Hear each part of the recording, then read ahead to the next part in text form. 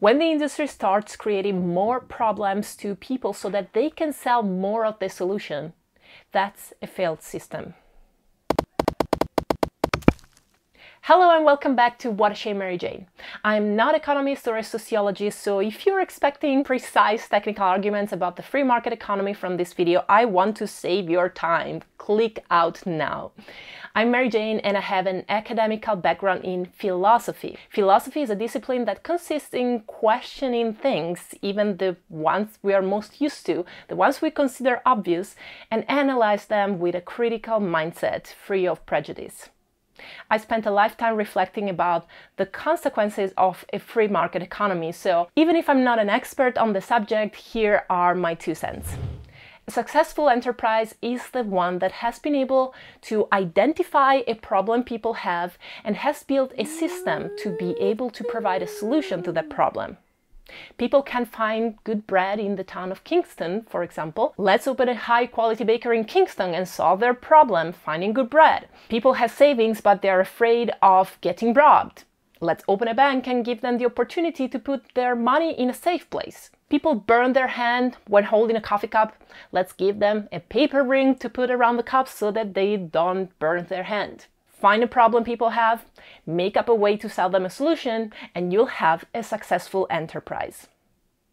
When industrialization came, it allowed enterprises to make more of the same thing at less cost. I don't need anymore to hire a bunch of people who cut paper strips and glue them together in a paper ring for coffee cups. Now I can buy the machinery that do the same job in less time at a lower cost. If I'm industrialized, if I have the necessary industrial machinery, I can scale my enterprise and make it progressively bigger. All nice and linear so far, but here comes the issue. What happens when an enterprise becomes so big that it manages to solve the problem of all people? I'm talking about that problem that people had that the enterprise was born to solve. That problem is the fuel of the business. If the business starts going so fast that it exhausts the fuel it needs to be running before the fuel naturally becomes available again, what happens? Will the enterprise close because it finally solved the whole problem? Will it slow down its business, waiting for people to have a problem to solve? Have you ever seen a company intentionally slowing down their business? I haven't. I think the enterprise will be left with only one way out: creating more of the problem. They will create more problems for the people, so they'll have the need for a solution, and at that point the enterprise is going to be there, as always, ready to solve their problem, ready to acquire more customers and therefore more business opportunity. If I was able to buy industrial machinery for my bakery back in Kingston and got to a point where the citizens of Kingston all buy a loaf of bread daily, but I still have surplus of product, I would not slow down my business because of that. I already invested so much money in the machinery and in a bigger space to put the machinery. I will rather start convincing people that they don't need only 1 loaf of bread per day, but that they need 2 loaves per day. Because bread is good for you, we should all eat more of it. This is exactly what I observe in the United States now that I live here.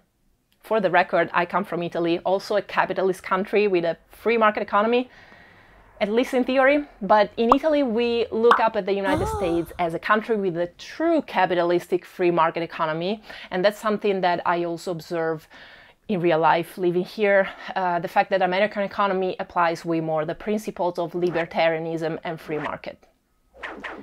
Pharmaceutical and medical companies, for example, which are both private sectors in the American economy, show to have all the interest in keeping citizens as problematic as possible in terms of health issues so that they can keep being the one and only solution to their problems. Mental disorders or imbalances in this country are automatically treated with psychotropic medications like antidepressants or stimulants. That might seem normal practice if you're in America, but if you come from a country like Italy, you'd know that heavily addictive drugs such as those are not necessary to treat many lightweight disorders. It seems quite clear that practitioners have spoken or unspoken deals with pharmaceutical companies to help them keep the problems of patients going, or even to create them new problems, such as the addiction to a prescription drug. Another example is the food sector, which is also a huge feeder of the cashiers of hospitals and medical clinics. Scientific research keeps giving more and more proof of the fact that the way industrial food is produced, processed, and stored is highly detrimental to the health of the consumers. Yet these food corporations, supported by medical organizations, as shown in public reports, manage to make this type of food something consumers believe being healthy and normal. Myths like the importance of getting more protein in your diet keep citizens having the problem to find proper sources of such amount of proteins. What else can efficiently solve this problem if not meat products, prepackaged and ready to be grilled quickly for dinner? There are many other companies that vicariously benefit from this system. For example, the supplement enterprises. They provide the perfect, easy solution for the lack of actual nutrients that industrial food causes. If we all suddenly started to eat legumes, whole cereals and veggies from small farmers, not only the big food corporations would go bankrupt, but the whole medical and pharmaceutical sector would collapse, supplement industry included.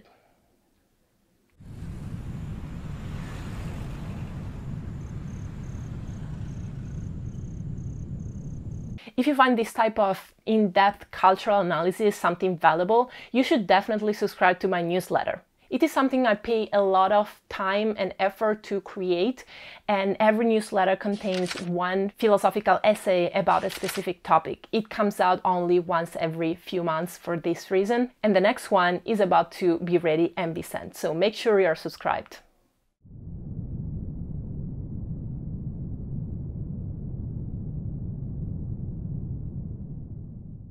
It seems there's something positive, like the creation of an enterprise to solve an existing problem that people have, can turn into something negative, like creating new problems and needs that people would naturally not have, only so that an enterprise can sell them a solution. Now the question is, what is the cause of this negative implication? Is it the free market economy? Does this type of economy necessarily implies that enterprises keep customers having problems of all sorts? It might seem so, but I suspect that the real problem here is not the free market itself, but a free market economy applied to an industrialized context. I have the feeling that in a pre-industrialization era, a free economy would have worked just fine for the well-being of the society. After all, even if I'm not a big fan of libertarianism, the free market economy provides great solutions to huge economical dilemmas. The problem starts to rise when the enterprise is able to scale its production to the rhythms of an industrial machine. Because who receives that benefit that the machine produces is not another machine. We are not machines, we are humans, and we cannot keep up with their rhythm. If we dig deeper and get to the essence of the problem, I think we find a production system rather than an economical system as the cause of this imbalance. If the problem is the industrialization, am I suggesting that we go back to pre-industrial era? No, actually I am not. Industrial machineries and methods have been a great invention and can have wonderful use in our society. They can also create new issues though, if overused. See, conceptually speaking, industrial machines and/or industrial methods have created the potential for more.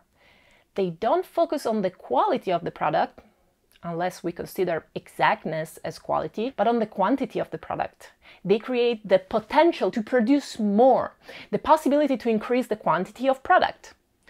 Now, the potential is the concrete possibility of something to happen without that it has happened yet. When we invent an industrial machine, we create the potential of more production of product. My question is, should we actualize that potential?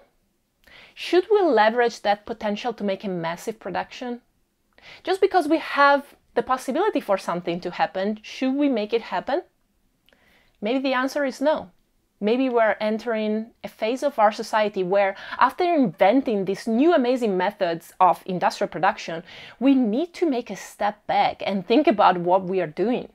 Are we really making our life on this planet better by increasing the production of any object on the market? I think most of you watching will have no problems answering, no, we are not making our life on the planet better by producing more of everything that sells. I humbly think that we got to a point in history of humanity where we need to take a big step back and realize that with industrialization, we made huge steps forward in the well-being of our society, but now it's the time to take a break and change our direction. Back in the days, we needed more. And for the last 2 centuries, we've worked enough towards the creation of the potential for more. Now it's time to stop and reflect about what we've created and how to use it.